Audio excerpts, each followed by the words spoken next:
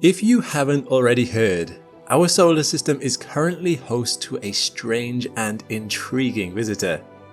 Comet 3I Atlas burst onto the astronomical scene in early July 2025 when it was first identified by the NASA-funded Atlas Survey Telescope, or Asteroid Terrestrial Impact Last Alert System, operating in Rio Hurtado, Chile.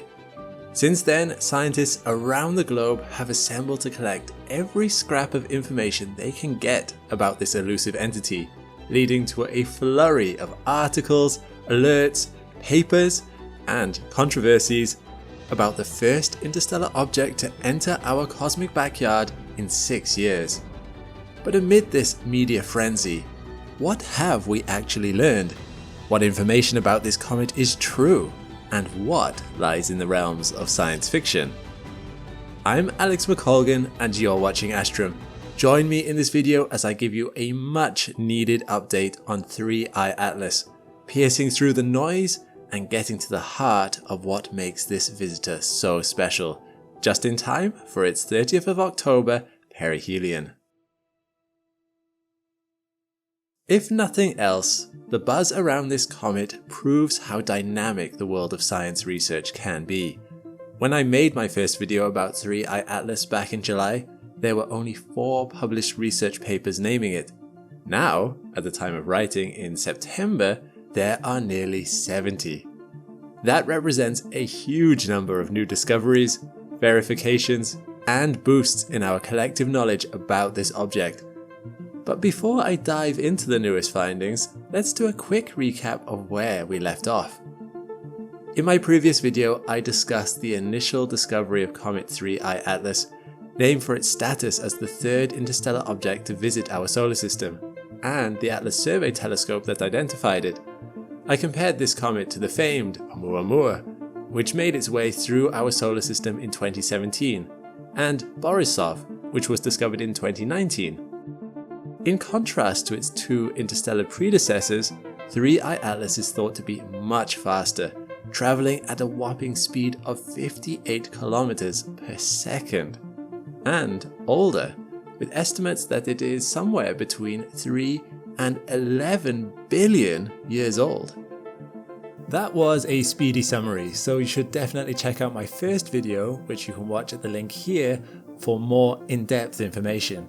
But since 3I Atlas made its debut on the channel, we have learned a lot more about it, thanks to countless hours of observation and measurements from astronomy facilities across the globe. So what's the latest information to come from this researching spree? With the worldwide recognition that 3I Atlas has attracted since its discovery, it has managed to turn the heads of 2 very prestigious telescopes. It's famously difficult to schedule observation time with NASA's Hubble Space Telescope, with scientists having to submit proposals months in advance to argue their case for every minute of the telescope's time. But luckily for 3I Atlas, Hubble always reserves some time for so-called targets of opportunity, things that need to be observed before they move out of our reach, giving this unexpected interstellar visitor a free pass to skip the queue. And it was definitely worth it. Hubble captured this image of 3I Atlas on the 21st of July when it was 446 million kilometers from Earth. You can get a sense of how fast the comet is traveling from the streaky stars in the background and see the teardrop shape of the dust coming off its icy nucleus. These observations also allowed Hubble scientists to make estimates for the size of 3I Atlas's nucleus, measuring it between 440 meters and 5.6 kilometers in diameter. That makes it a lot smaller than we originally thought, since original estimates of its size assumed that the comet's reflectance was coming entirely from the nucleus, not the coma. But now that the dust has cleared, we can see things in finer detail, and future observations may be able to pin down these measurements even more. The other major player that has turned its attention to 3I Atlas is the James Webb Space Telescope. On the 6th of August, scientists used JWST's near-infrared spectrograph in an attempt to determine the composition of this comet, in a study led by astrochemist Dr. Martin Cordner. They found a complex coma morphology, suggesting a range of different outgassing patterns depending on the elements and compounds being released. It seemed that carbon monoxide and carbon dioxide were sublimating more at this stage than water, but this is likely to change as the comet gets closer to the Sun. And while usually comet tails point away from the Sun, the researchers found a surprising amount of dust emanating from the comet in the direction of the Sun, caused by the dust grains fragmenting as they move further from the nucleus, and in turn reflecting more light. This process might be exacerbated by gas production, as excessive carbon dioxide production could actually be launching the dust further away from the nucleus. Pretty dramatic for a feature that appears to us as nothing more than a hazy glow. Hubble and James Webb are not the only NASA telescopes getting in on the 3i Atlas fun. The Transiting Exoplanet Survey Satellite, affectionately known as TESS, has spent more than 7 years conducting an all-sky survey to discover exoplanets orbiting around nearby bright stars. It uses 4 identical wide-field cameras to map the sky in 90 by 24 degree strips, and has already discovered thousands of planetary candidates. But as it turns out, TESS isn't just good at detecting exoplanets, but smaller objects too. Objects like comets. In my previous video, I mentioned that the first official discovery of 3i Atlas was actually predated by observations going back to June 14th. However, astronomers working with NASA's TESS mission realized that they had observational data for this comet dated all the way back to May. The comet was captured by TESS from the 7th of May to the 2nd of June and was made visible in composite deep stack images. With this new data, astronomers had the chance to verify the earlier measurements made from 3i Atlas and make some new discoveries of their own. In a paper published on the 11th of September, Adina Feinstein, John Noonan, and Daryl Seligman used data from TESS to measure the brightness of 3i Atlas. They found that the average visual magnitude recorded by one of the TESS detectors was in line with previous estimates made by other astronomers using the same data. But the comet was about to defy expectations in another way. Between the 7th of May and the 2nd of June, the distance between 3i Atlas and the TESS spacecraft decreased by 0.9 astronomical units. From this change alone, the authors expected the object to get brighter, since it would be closer to the Sun and could reflect more of its light.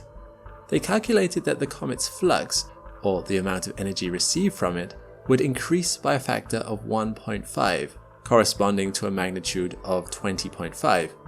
But the object got much brighter than that. Its magnitude increased to 19.28. This shocking surge in brightness was the result of 3i Atlas increasing its flux by a factor of 5, not 1.5. Observations with the TRAPPIST North and South telescopes reported similar brightness values, confirming there was no miscalculation. With such a huge amount of energy radiating from this object, 3i Atlas is far more active than we originally thought, and may have been active for a long time. Combining their magnitude values with the Hubble estimates for nucleus size, the researchers found that 3i Atlas may have been active when it was still a whopping 6 astronomical units away from the Sun. That's near the outer limits of where comets usually start outgassing, suggesting that 3i Atlas might have been releasing something more exotic and hypervolatile at this time, like nitrogen or hydrogen.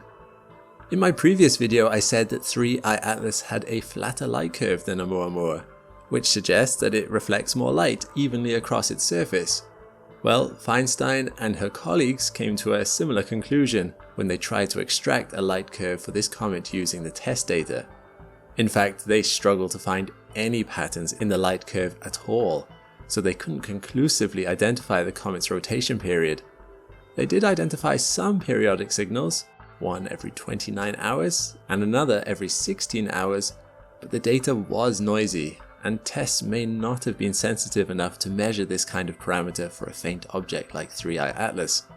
Luckily, other studies using specialized ground-based telescopes agree with the 16-hour spin period, so we can be more confident of the comet's shape and how it rotates.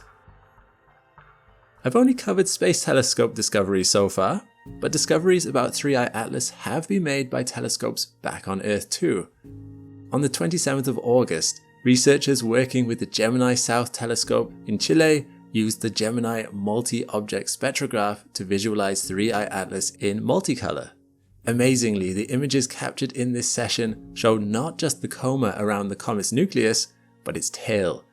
The tail was measured to span about 1/120th of a degree in the sky, which is significantly longer than it appeared in previous images using the Gemini North Telescope back in July.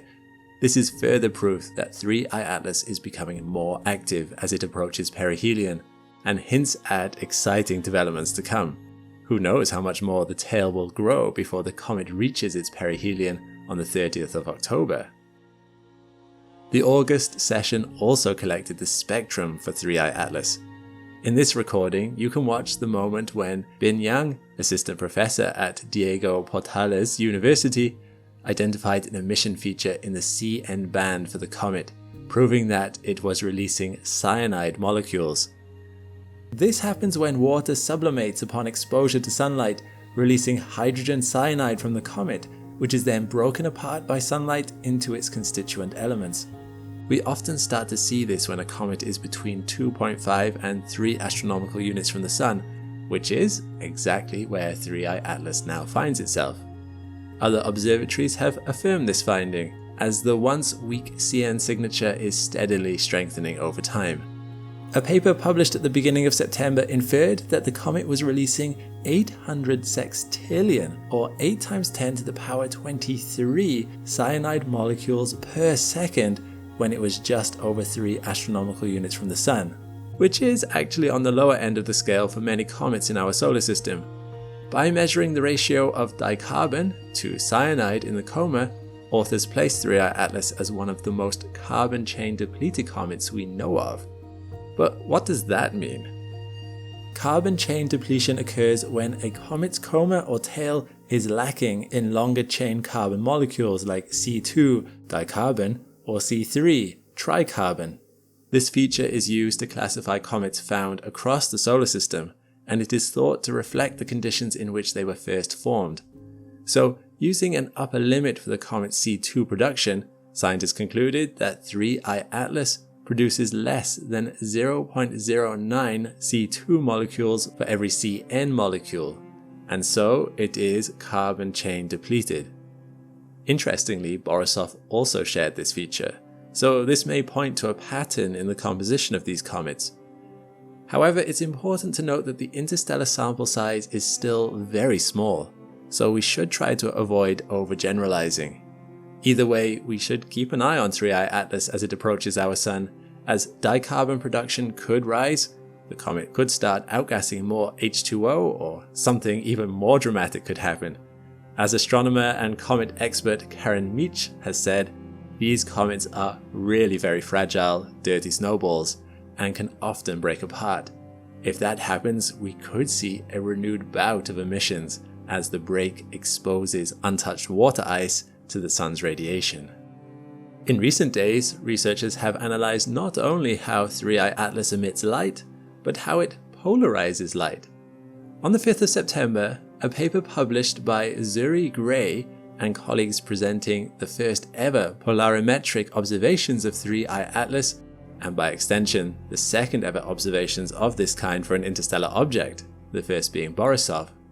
Polarimetry is used specifically to probe the physical properties of a space object, like the size of their dust grains, the structure of their surface regolith, and the shape of their coma, in a way that cannot easily be done with other techniques. Gray and her colleagues used data from telescopes across Chile, the Canary Islands, and Bulgaria, and managed to discover something about 3I Atlas that set it apart from any other interstellar object, asteroid, or comet we've seen before. They found that 3I Atlas has an exceptionally deep and narrow negative polarization branch. That may not sound like much, but it means that 3I Atlas is scattering light in such a way that has never been seen before for any other comet or asteroid in our solar system. This behavior sets it apart from even Borisov, which showed positive polarization of light and could place it in a distinct class of small planetary bodies that we know next to nothing about. To give some more context, particles in and around space objects like dust or gas can cause incoming light to scatter in specific directions. This is known as light polarization and can be measured by telescopes here on Earth. Experts look at the scattering plane, which is the line formed when looking from the observer to the comet to the Sun, and record whether the direction of polarization is perpendicular to the scattering plane, positive, or parallel to the scattering plane, negative. So the deep and narrow negative polarization of light from 3i Atlas means that the light is being strongly polarized in a very localized, parallel direction to the scattering plane. This pattern of polarization is somewhat comparable to some trans-Neptunian objects and centaurs, but further research is needed to pin down exactly why this might be the case. If you thought the newsworthy observations of 3i Atlas were reserved for academics, you'd be wrong. Science really is for everyone, and this next discovery proves why. From the 7th to the 8th of September, parts of the globe were treated to a stunning lunar eclipse, or blood moon, as it passed through the Earth's shadow. Naturally, this was a great opportunity for amateur astronomers to dust off their telescopes and have a look. But some space enthusiasts weren't just looking at the moon. Michael Jaeger and Gerald Rehman were taking photos of the night sky over Namibia when they noticed our friend 3i Atlas coloured with a surprising yet beautiful green hue.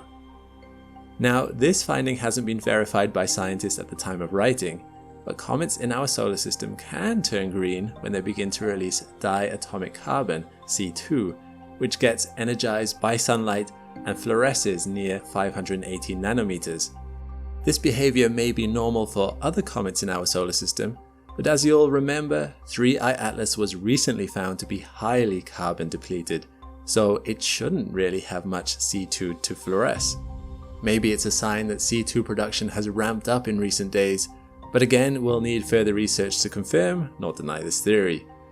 Whatever the case, it's a beautiful image, and this latest mystery has captured the attention of amateur astronomers and scientists alike. At this point in the video, there is still one major area of development in the news surrounding 3i Atlas that we haven't touched on yet, but it's one I'm sure you've heard about. The name Avi Loeb pops up a lot in media coverage of this comet, and he has a lot to say about where, or who, it came from. Avi Loeb is a renowned astrophysicist and Harvard professor who has stirred up his fair share of controversy throughout his career. His most recent obsession with 3i Atlas has received mixed responses from his fellow scientists and the wider public. Back in July, Loeb was already publishing his comments on the discovery of 3i Atlas, and at first, it all seemed pretty astrophysical. One of the main points from his paper and from Loeb is that 3i Atlas is too large to be an asteroid. Early estimates of the comet's radius put it at around 10 kilometers. Loeb pointed out that this would give the comet a far greater mass than we would have thought possible. Given our current understanding of how much material there is in interstellar space, an object this large entering our solar system should be an extremely rare occurrence. In light of this argument, Loeb suggested that 3i Atlas may be smaller than we originally thought, but he also suggested a controversial alternative, that alien technology could be the explanation. Just days later, Loeb submitted another paper along with two collaborators representing non-profit organizations for interstellar exploration, and the title of this paper is the Interstellar Object 3i Atlas Alien Technology. While Loeb's first paper only briefly floated the idea, this follow-up placed the alien speculation front and center. In it, the authors conducted an analysis of the astrodynamics of the comet, exploring whether it could be technological and possibly hostile. They referenced the dark forest resolution to the Fermi paradox. If you're not familiar, we've covered this in previous videos, but the Fermi paradox poses the question of why we haven't found aliens yet. Considering the size of the universe, and the number of stars that share similarities with our Sun. The dark forest idea suggests that perhaps aliens are out there, but are choosing to remain hidden, like prey would hide from a hunter. The authors stress that they are exploring this idea for educational purposes and because it is fun to pursue, irrespective of its likely validity. So let's see what they had to say. Firstly, in this paper, Loeb still maintains that 3I Atlas is too large to be an asteroid. But as Loeb and his colleagues should know, estimates for any newly discovered object are liable to change, especially as more independent measurements are taken and results are peer-reviewed. After all, the 10-kilometer value was estimated before we could properly measure 3I Atlas's coma, and as we now know, that coma is responsible for most of the reflectance we see. A press release from the Hubble team on the 7th of August said that 3I Atlas measured 5.6 kilometers across at most, but Loeb continues to use the outdated measurements in his alien hypothesis. In a Medium post on the 13th of August, Loeb directly mentions the Hubble images, but still bases his argument around the older estimates. My point is not that scientists should be banned from pursuing alternative lines of research, but they should at least make sure that the research uses credible data, especially for new discoveries like 3I Atlas, where the state of our knowledge is still a constant work in progress. As for Loeb's other points, well, they've been rebutted by other scientists, particularly in two papers by AKM El Ehsanul Haq, a geoscientist working at Petronas University in Malaysia. He rebuffs Loeb's arguments for non-gravitational acceleration to achieve a non-coincidental flyby of Venus, Mars and Jupiter by referring to the most recent trajectory data for 3I Atlas, which can be explained far better with natural dynamics than engineered maneuvers. For many of Loeb's critics, this is a lesson against jumping to conclusions. As fun as it might be to cry aliens, we should at least wait for the dust to settle on each new discovery before we start looking for whether it could be a sign of intelligent extraterrestrial life. That way, we'll be far more efficient at coordinating a response if and when that evidence truly points to an alien encounter. We've come to the end of our reunion with 3I Atlas, but as I've shown in this video, the research moves almost as fast as the comet itself, so we're by no means finished making new discoveries.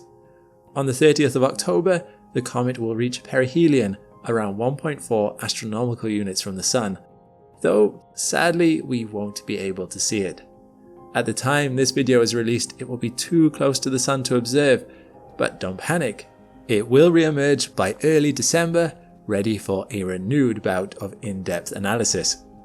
Missions that may be able to observe the comet include NASA's SOHO, Sphere X, and MAVEN, not to mention continued observations from Hubble, James Webb, and the Gemini Observatory, so there will be plenty more to come. As 3I Atlas takes a bow and disappears behind the solar curtain, it leaves plenty of questions for us to ponder. How will its activity change as it reaches perihelion? Will it break apart? How long has it been travelling to get here? And can we trace its elusive origin?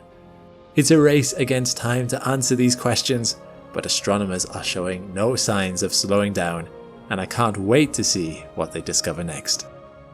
Solving the mystery of Comet 3I Atlas is only possible by finding patterns in the data. It requires analysing mountains of data, spotting subtle patterns, and testing ideas against the evidence. It might seem complex, but it's a skill set anyone can develop with the help from today's sponsor, Brilliant. Brilliant is an online learning platform with thousands of interactive lessons in maths, science, data analysis, programming, and AI, all created by experts from Stanford, MIT, Microsoft, and Google. It gets you involved from the very beginning, then uses hands-on practice to actively build your understanding. No wonder it's 6 times more effective than passively watching lectures.